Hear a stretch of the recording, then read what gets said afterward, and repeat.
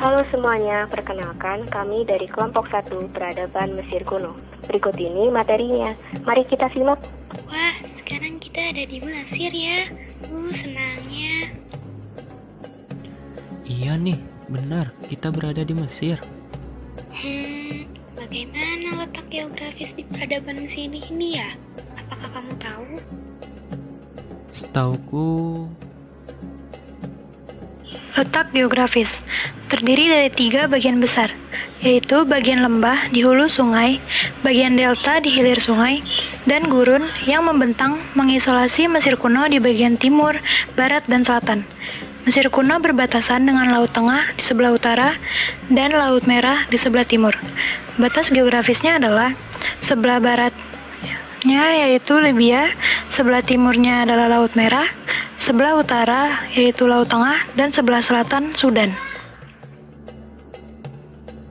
Kalau suku bangsa yang berada di Mesir, apa saja?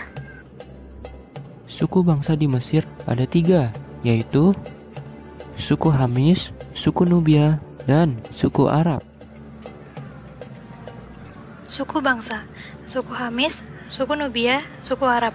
Suku Hamis merupakan suku asli Mesir yang bercirikan kulit putih kehitam-hitaman, suku Nubia berkulit hitam, dan suku Arab berkulit kemerah-merahan.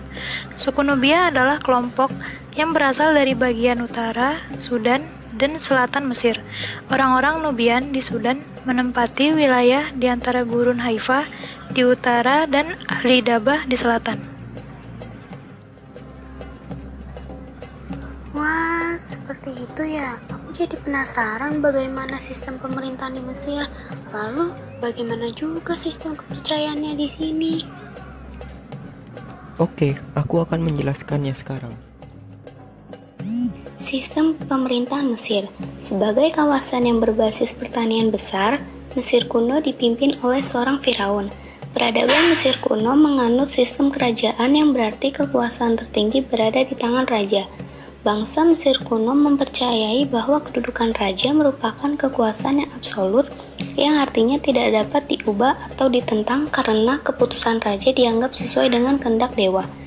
Para ahli membagi sejarah kerajaan Mesir menjadi 3 zaman. Yang pertama, zaman kerajaan Mesir tua pada 3100 sampai 2134 sebelum Masehi. Yang kedua, zaman kerajaan Mesir pertengahan pada 2040 sampai 1640 sebelum Masehi. Yang ketiga, kerajaan Mesir baru pada 1069 sebelum Masehi.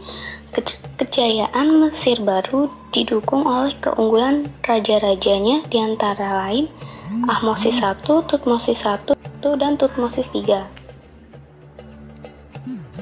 Sistem kepercayaan Mesir kuno adalah politeisme, artinya menyembah dewa-dewi. Bangsa Mesir mengenal sekitar 2000 dewa-dewi. Dewa-dewi yang bersifat nasional artinya disembah seluruh rakyat Mesir kuno. Dewa-dewi yang bersifat lokal artinya disembah rakyat Mesir dan kalangan tertentu saja. Pada masa kerajaan Mesir tua, pemujaan utama terarah pada dewa matahari. Maka pada masa ini bangsa Mesir kuno membangun kuil di Heliopolis.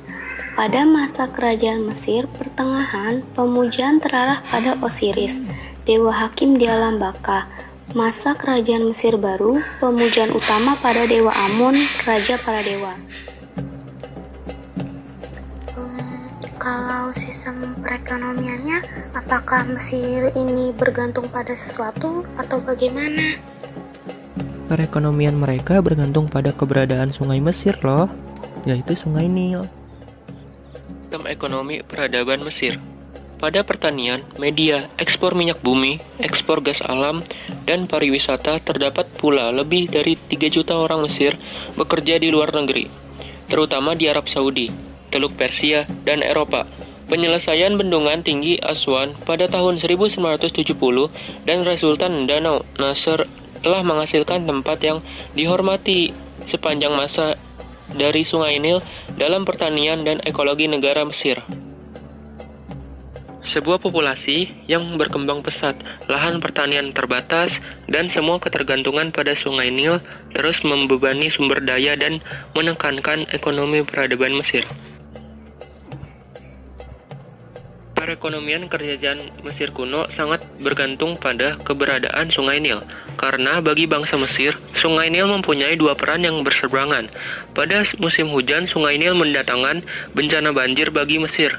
Namun, setelah musim hujan selesai, wilayah Mesir menjadi daerah subur, karena lumpur yang terbawa ketika banjir terjadi menjadi daerah lapisan humus bagi pertanian.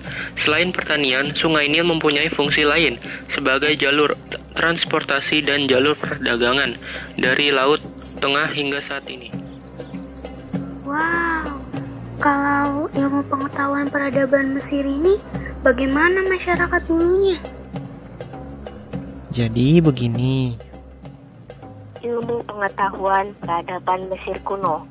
Dalam bidang ilmu pengetahuan, masyarakat Mesir kuno telah dapat mempelajari dan mengenal tata alam lingkungan tempat tinggalnya.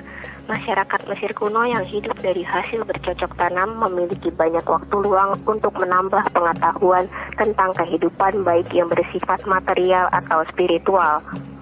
Mereka percaya bahwa roh orang yang sudah meninggal akan tetap hidup dan menghuni jasadnya apabila jasadnya tidak rusak.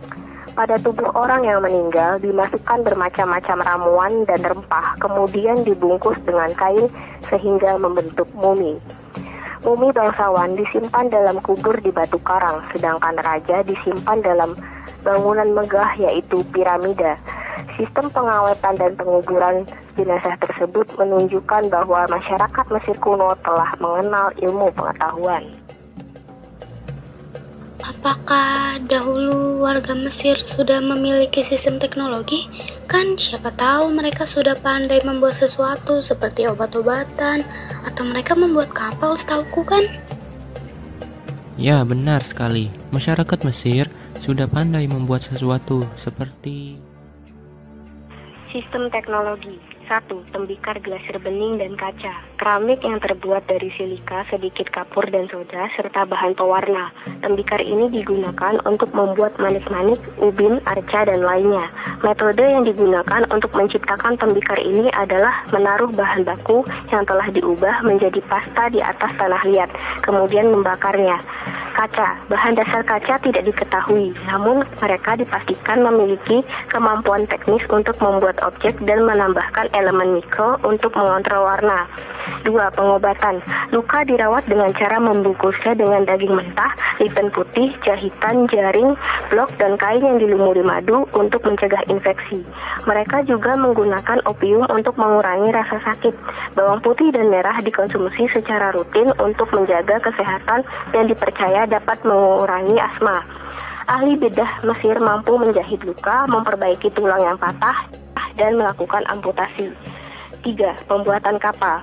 Archaeological Institute of America melaporkan bahwa beberapa kapal tertua yang pernah ditemukan berjenis kapal Abydos. Kapal yang ditemukan di Abydos ini dibuat dari papan kayu yang dijahit menggunakan tali pengikat. Oh iya, tolong jelaskan padaku bagaimana bahasa di sistem peradaban Mesir dahulu. Tulisan di Mesir itu pertama kali ditemukan di mana? oh itu. Jadi, dahulu masyarakat Mesir menggunakan bahasa Sistem bahasa Mesir kuno. Perkembangan historis Sunting. Bahasa Mesir adalah bahasa Afro-Asiatik yang berhubungan dekat dengan bahasa Berber dan Semit. Bahasa ini memiliki sejarah bahasa terpanjang kedua setelah Sumeria. Bahasa Mesir telah ditulis sejak 3200 sebelum Masehi dan sudah dituturkan sejak waktu yang lebih lama. Fase pada bahasa Mesir kuno adalah bahasa Mesir lama, pertengahan, akhir, demotik, dan koetik. Tulisan pertama kali ditemukan di lingkungan kerajaan, terutama pada barang-barang di makam keluarga kerajaan. Masyarakat Mesir mengenal bentuk tulisan yang disebut hieroglif berbentuk gambar. Tulisan hieroglif ditemukan di dinding piramida, tugu obeliks, maupun daun papirus. Huruf hieroglif terdiri dari gambar dan lambang berbentuk manusia, hewan, dan benda. Setiap lambang memiliki makna. Sesuai dengan tujuan dibuatnya, pada dinding tugu obeliks berisikan mantra yang digunakan untuk menyembah dewa matahari sebagai rasa syukur atas perlindungannya dan kemenangan yang diberikan kepada para penguasa Mesir. Selain itu, obeliks digunakan untuk mengagungkan Firaun. Oh iya, Mesir kuno itu menarik juga loh arsitekturnya. Ada piramida. Oh iya, piramida itu berada di mana ya? Dan didirikan kapan? Piramida Mesir berada di semenanjung Yuratan, yaitu Selanjutnya ada arsitektur peradaban Mesir kuno. Yang pertama ada piramida. Piramida Mesir berada di semenanjung Yuratan dan pusat peradaban bangsa Maya. Didirikan pada dinasti kerajaan keempat Mesir. Digunakan sebagai makam-makam raja terdahulu, sarana ibadah, gudang penyimpanan kebutuhan pokok, dan harta. Pembuatan tidak boleh sembarangan. Instruktur Mesir kuno menghitung jarak piramida dengan matahari dan pembuatan membutuhkan waktu 50 tahun serta menghabiskan 10.000 budak. Piramida terbesar bernama Sphinx Agung Giza yang berada di Giza. Di sana terdapat patung besar berbentuk manusia setengah singa serta tulisan hieroglif di bagian dinding piramida. Selanjutnya ada kuil Edfu. Kuil ini dibangun pada 237 sampai 57 sebelum Masehi saat zaman kerajaan Ptolemik. Kuil ini terletak di barat Nil Edfu, Mesir Hulu, kota Yunani Koine yang dikenal pada zaman Helenistik. Kuil ini merupakan salah satu kuil paling terjaga di Mesir. Terdapat relief-relief pada dua gerbang masuk kuil yang berisi pujian dari Raja Ptolemy. Dan di dalamnya terdapat relief-relief tentang Dewa Horus, mitologi-mitologi, dan kisah-kisah misteri peradaban Mesir kuno. Kamu mengenal tokoh yang terkenal saat zaman Mesir kuno dahulu kan? Seperti Cleopatra. Yang ku tahu Cleopatra itu wanita yang sangat cantik. Apakah kamu mengenalnya? Apakah kamu mengetahuinya? Oh, si Cleopatra. Dia tokoh berpengaruh pada peradaban Mesir kuno. Dia seorang Mitologi dan tokoh berpengaruh peradaban Mesir kuno. Cleopatra. Cleopatra tentunya sudah tidak asing lagi didengar di telinga kita. Cleopatra lahir 69 sebelum Masehi di Alexandria, Mesir. Putri Ptolemy Auletes, yang ayahnya merupakan orang kepercayaan Alexander the Great, sang penguasa Makedonia. Saat kecil, Cleopatra memiliki guru bernama Philostratos yang mengajarinya filsafat Yunani. Cleopatra kemudian diangkat menjadi Ratu Mesir pada tanggal 31 Mei 52 sebelum Masehi di kota Thebai. Namun, saat Cleopatra menjadi ratu, Cleopatra memiliki permasalahan untuk melunasi hutang ayahnya sebesar 17,5 drakma Romawi, dan banyak konflik dengan pejabat Romawi lainnya di dalam kerajaannya. Cleopatra mengalami pernikahan sumbang dengan adiknya sendiri yaitu Ptolemaios 13, dan diketahui meninggal karena menenggak racun. Sampai sekarang, kecantikan Cleopatra menjadikannya ikon kecantikan dunia. Tuaser. Tuaser adalah Firaun terakhir Mesir kuno dinasti ke-19. Dikenal dengan nama Siti Maryamun atau berarti putri tercinta Dewa Amun.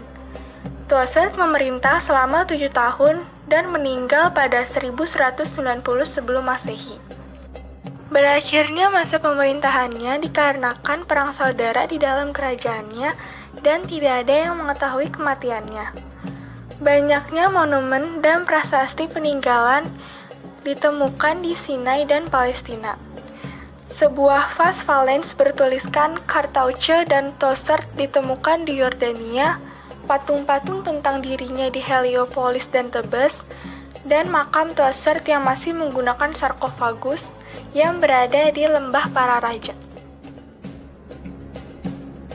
Nah, sekarang tugas kita sudah selesai. Kita sudah mencari tahu tentang peradaban Mesir kuno pada zaman dahulu. Semoga semuanya bermanfaat bagi kita dan semua orang. Mari kita kembali ke Indonesia, lebih tepatnya Jakarta. Kita sudah puas kan mengelilingi Mesir kuno ini? Ayo, aku juga udah capek. Terima kasih sudah menonton materi kelompok kami, Peradaban Mesir Kuno. Kami mohon maaf bila ada kekurangan maupun kesalahan. Sampai jumpa.